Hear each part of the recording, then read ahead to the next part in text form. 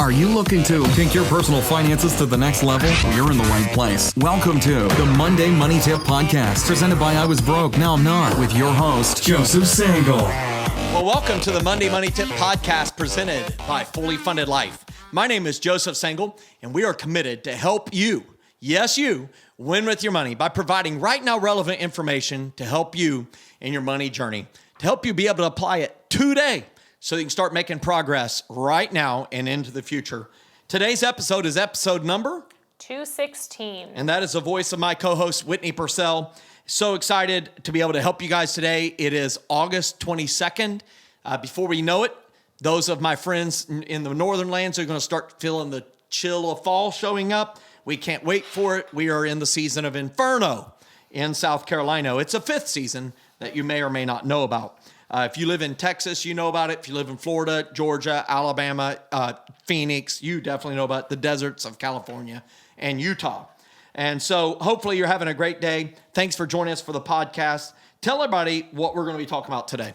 Yes, so today we're going to be talking about 4 stewardship habits you can start today. So the question we got was, I want to be a good steward of my money, but what should I prioritize? Okay, that's a great question. Yeah. And it's going to be a lot of fun. It's the good steward is a very good, it's kind of a churchy word. Yes, it is. Would you say that? Yeah, it definitely is. So when we're talking about it, we're talking about, obviously, in terms of money in this episode, but you can be a good steward of different things. So today we're actually foregoing a current money events section, and we're going to instead talk about how you can be a good steward of your time and talent as well. Oh. Yeah. Wow. So we're going to kind of highlight that a little bit and then jump into the money aspect. So it becomes a current event section. Yes, a current event section. It's related to the, so let's play it, let's roll it, let's do it, let's go. Now it's time to get caught up with our current money events. The Monday Money Tip Podcast is sponsored by the Fully Funded Life Membership Program. The Fully Funded Life Membership Program provides all you need to begin winning with money and live a fully funded life. Fully Funded Life includes 4 key components: courses, challenges, coaching, and community. Courses provide financial education. Challenges help you make massive progress in a specific money skill. Coaching is provided by the Fully Funded Life certified coaches through open office hours held multiple times each month. All of the courses, challenges, and coaching results in an outstanding community that help equip, motivate, and encourage you to take your next financial steps toward your fully funded life.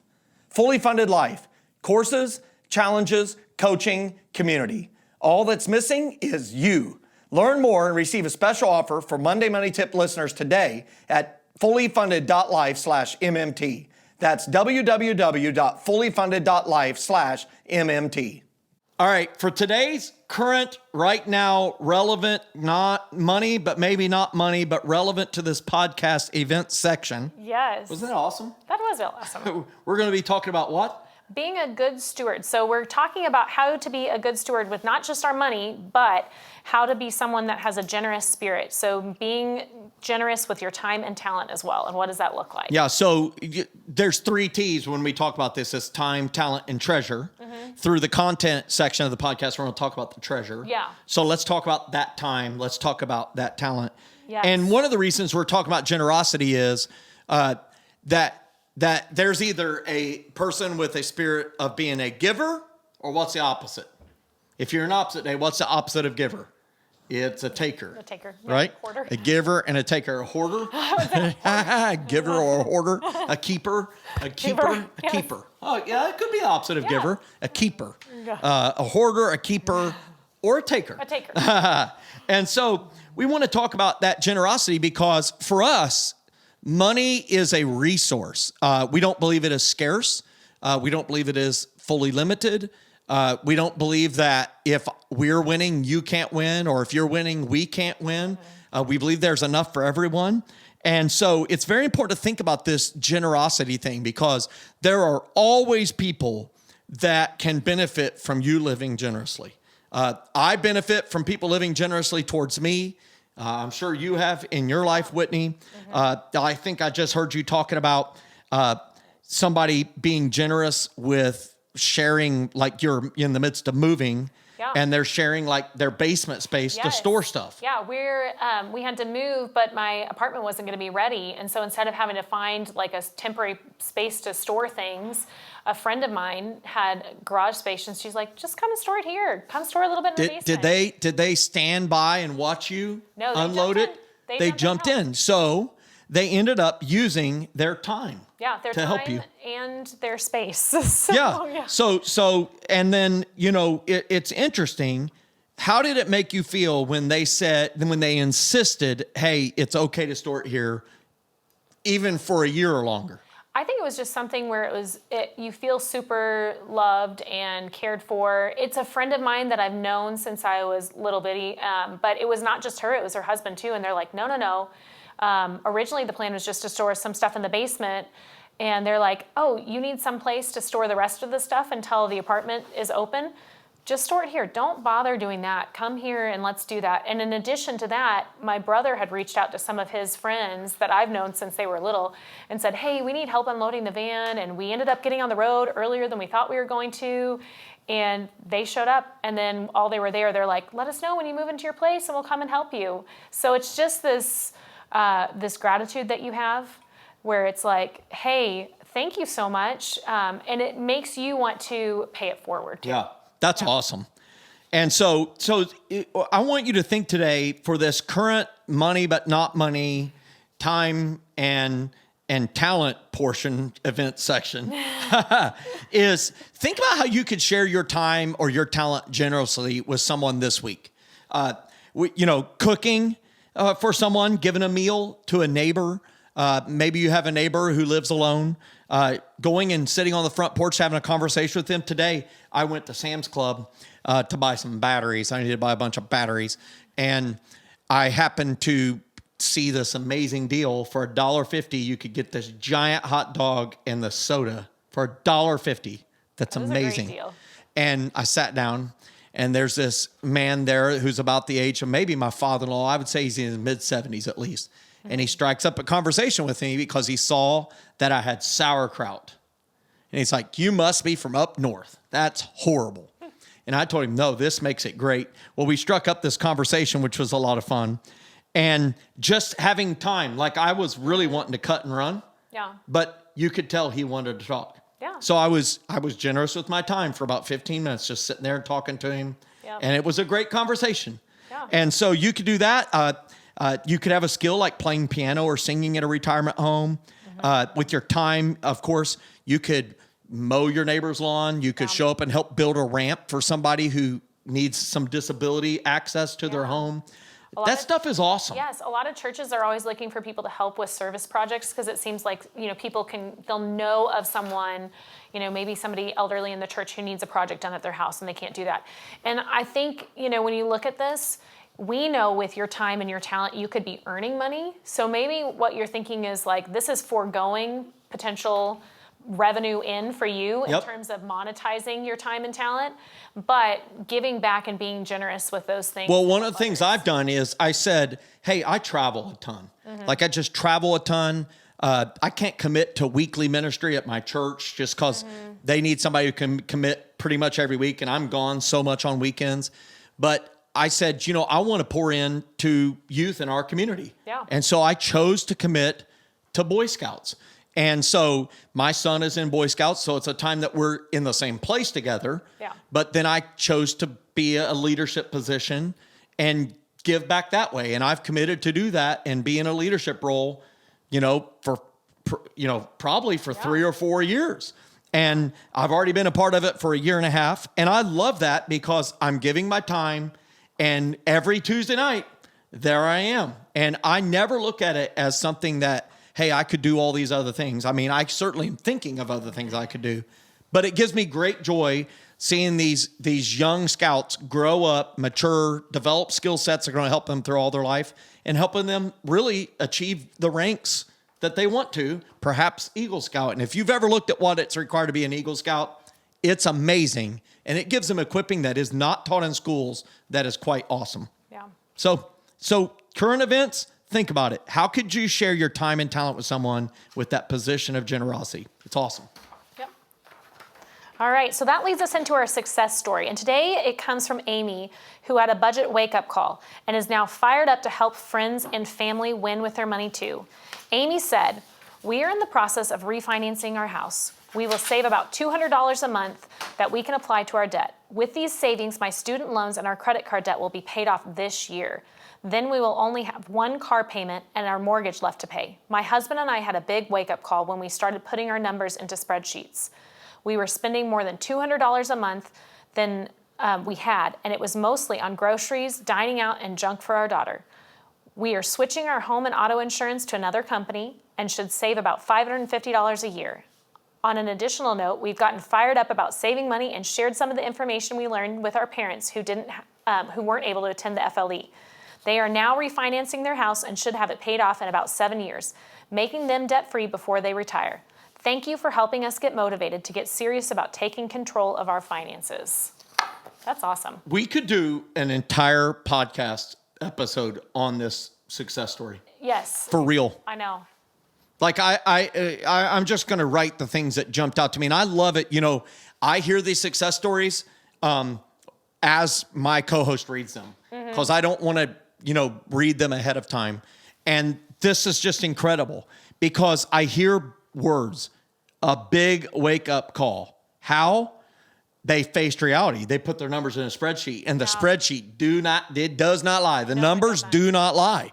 And they realized they were overspending, deficit spending, and they were doing it on groceries, dining out, so eating food, and junk for their daughter. So I like it. So when they say junk for their daughter, that conveys a certain level of frustration. Yes. And I love it because sometimes it takes frustration. What do they say? When the pain of same exceeds the pain of change, that's when we'll actually change. Yeah. So they had reached that. And then all of a sudden they're like, that's it.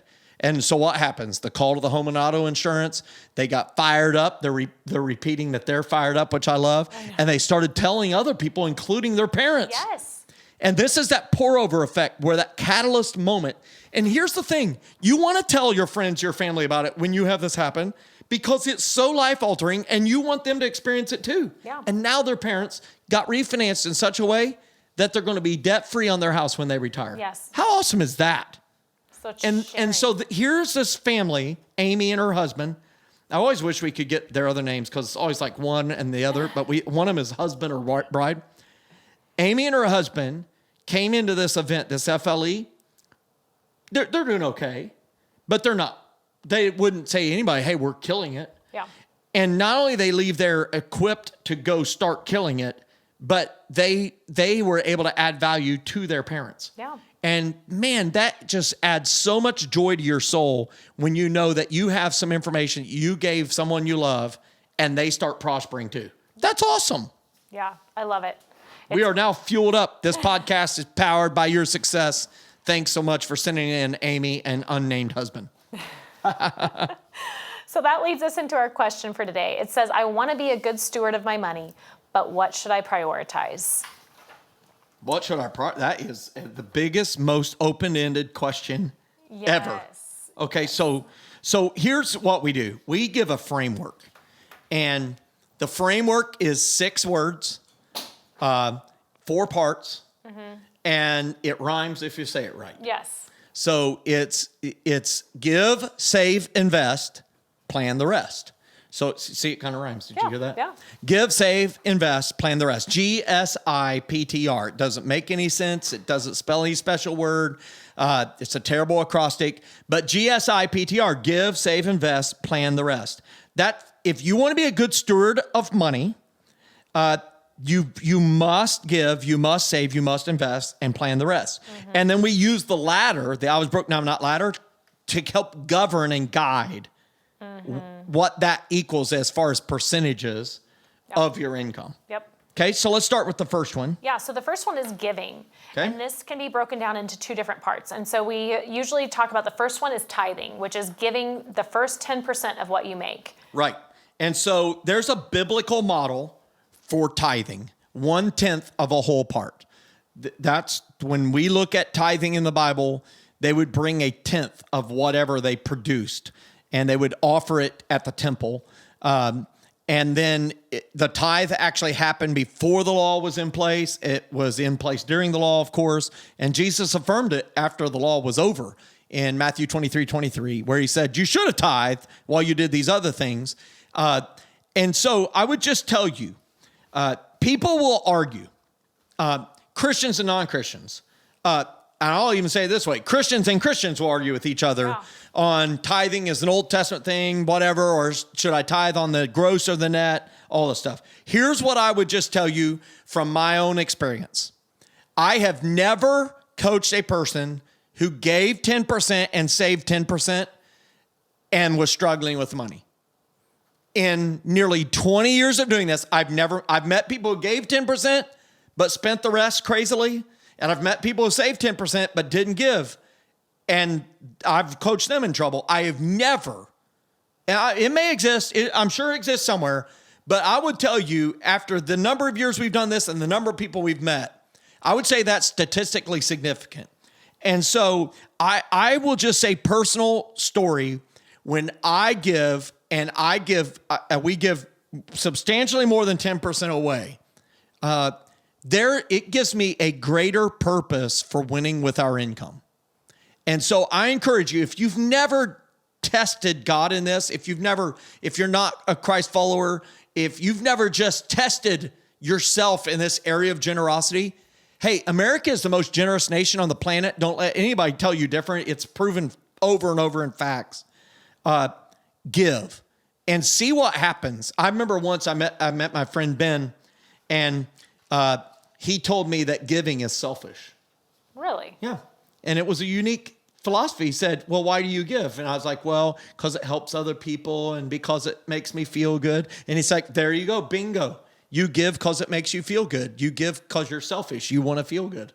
And I just said, wow, that is a unique way of looking at it, Ben. Yeah, no kidding. But the fact is, I don't just give to feel good. I give because it gives me greater purpose. Yeah. And that is something that motivates every single human being, and it beats back any seed or sprouting of the weed of greed out of your life. Exactly. And that's, you kind of hit on that. It's not just in that giving category, just tithing, it's also giving to others. So whether that's a local charity or something else, pick an organization that you're passionate about. Oh, yeah. You feel a personal tie to what their mission is or their vision. Do you think I'm passionate about Boy Scouts?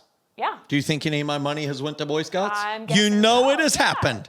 And, what do you have some organizations that you're passionate about? So there's actually two that I'm looking at. We've did a podcast episode earlier this year about generational generosity from my grandpa.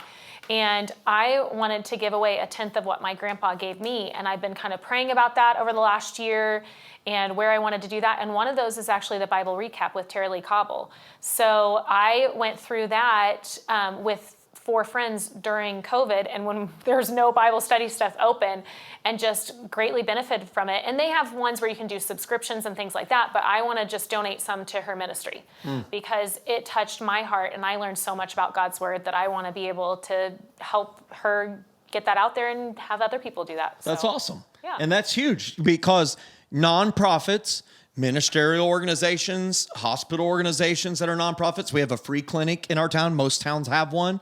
They are powered by the benevolent spirit of people, just like you and me. And so, I have a fund in our budget called Intentionally Bless Others. And it turns out if you, in your budget, put money into an envelope that says Intentionally Bless Others, you will see opportunities to intentionally bless others. Yeah. And I love it.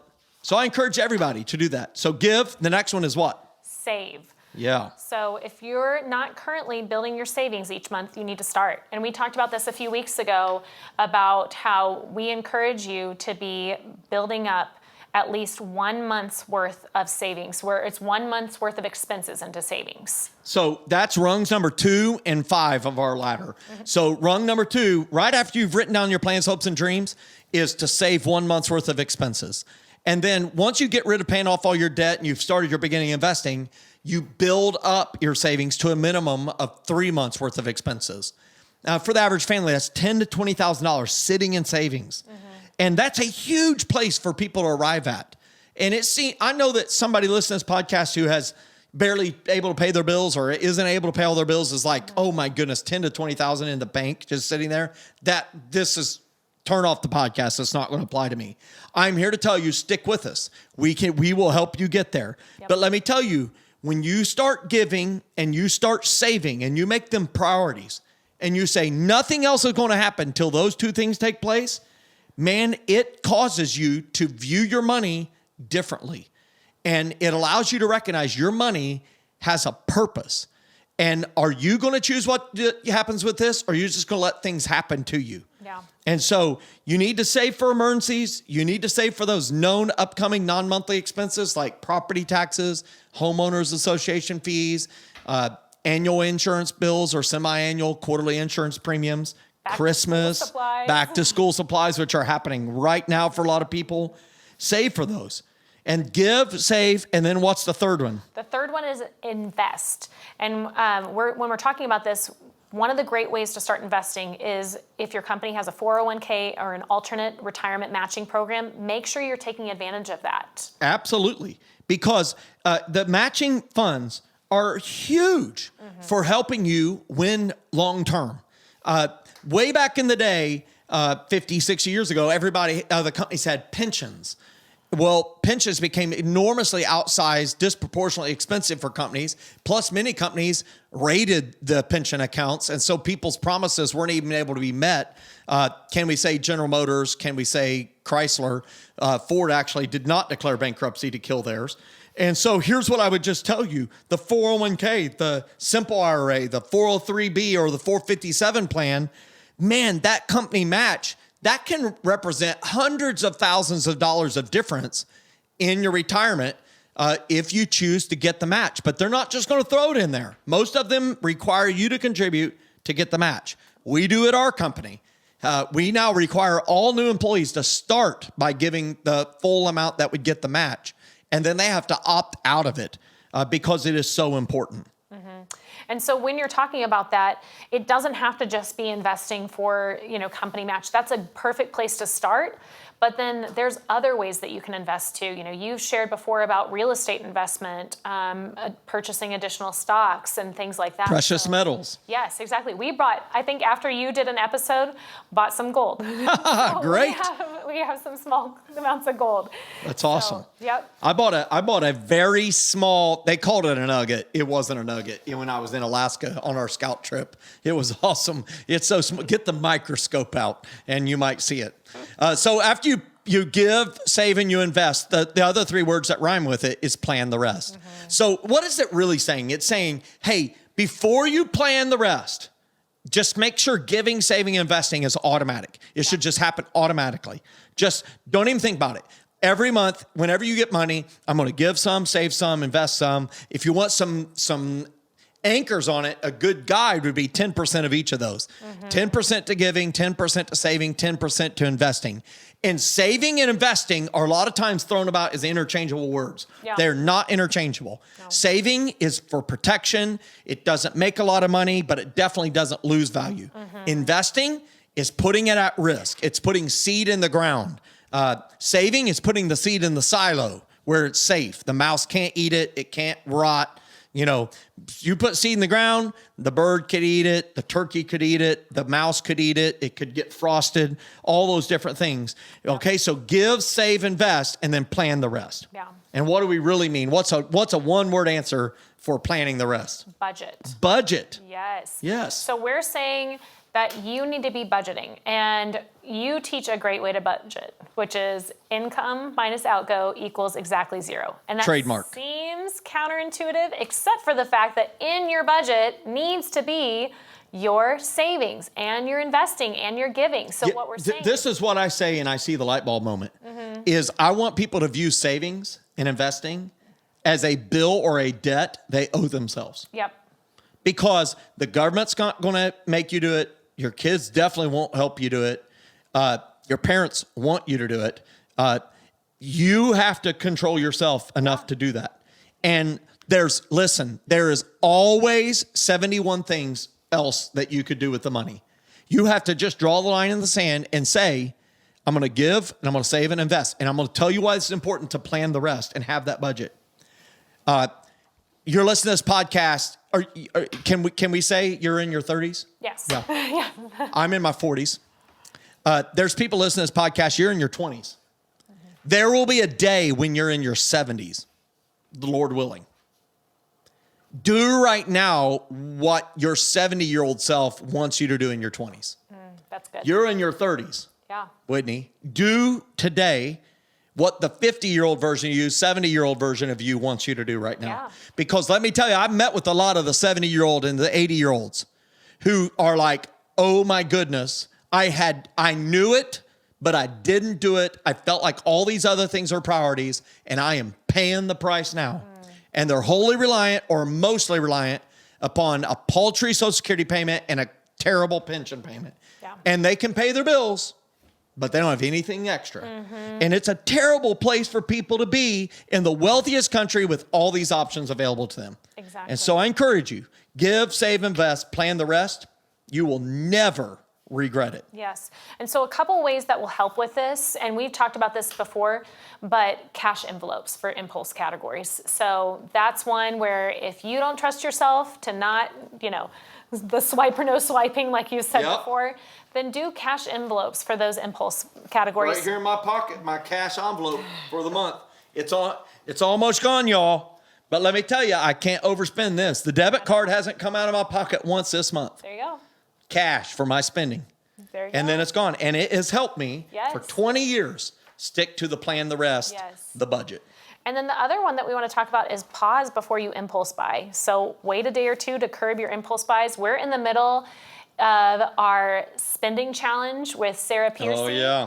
And it is something, if you're a member of Fully Funded Life, you have that you can access and be part of, or maybe you've opted in if you're part of our listeners and you've said, I want to be part of that this month. But it's saying no to spending, and you can kind of set the parameters. Did it last year? But I don't want to say no to myself, I Whitney. don't either. We're both, and we're saying this as both Joe and I are spenders. We are spenders. So it may be for a little bit, you have to break up with some spending habits. You have to break up with regular behavior if you want to accomplish something different. Yeah. And that's what the spending fast is all about. And it's why we offer it every year. No additional cost to our Fully Funded Life members. Yeah. So, hey, and it goes right with our quote for today, which is choose good habits. They're just as difficult to break as bad ones. Yeah, and so what do they say? You make your habits, or your habits will make you. Yes. So tell everybody what we're going to talk about next Monday. I'm really excited for this one coming up. This is awesome. So next Monday, we're going to have Pastor Stephen from Grace Chapel in Watertown, just outside of Boston, come. And he is going to be talking about, he described himself as a student willing to learn. So he's going to come on and share a little bit about what he's learning about being a good steward to God, and what he's also teaching and trying to fire up his congregation about being part of. So it's going to be a conversation there. We got to go back in May and join the team at Grace Chapel. It's an awesome church that we're getting to serve and partner with for Enjoy. So I'm excited. Yeah, it's been great. And I was actually able to be a guest on their new podcast that they're launching. Yes. So super excited to be able to have that conversation with Pastor Stephen. Hey, if you like today's episode, please, if you're watching on YouTube, give us a thumbs up or a thumbs down if you disagree with what we said. You can comment on what's helped you get your money in order, and how do you make sure you prioritize doing the right thing and being an excellent steward of everything that God has entrusted to you. And you can also, if you're listening to the podcast, just take a moment right there to leave a rating. We hope it's all of the stars there. And by doing that, it allows that algorithm to promote it to others so they can discover the podcast and get this dose of money wisdom every single Monday. Hey, if you've implemented one of our tips, you know this podcast runs on your success. We want to hear your success story. You can do that by sharing it with us on any of our social media outlets or by emailing it to us at info@iwbnin.com. That is info@iwbnin.com. We can't wait to hear your success. And listen, as we go out of this, give, save, invest, plan the rest. When you do, you will prosper. Have a great week, everybody. Be fired up. Thanks so much for listening to this episode of the Monday Money Tip Podcast, presented by I Was Broke, Now I'm Not. If you enjoyed today's episode, please leave a review and subscribe. And for more great content and to stay up to date, visit iwbnin.com. We'll catch you next time.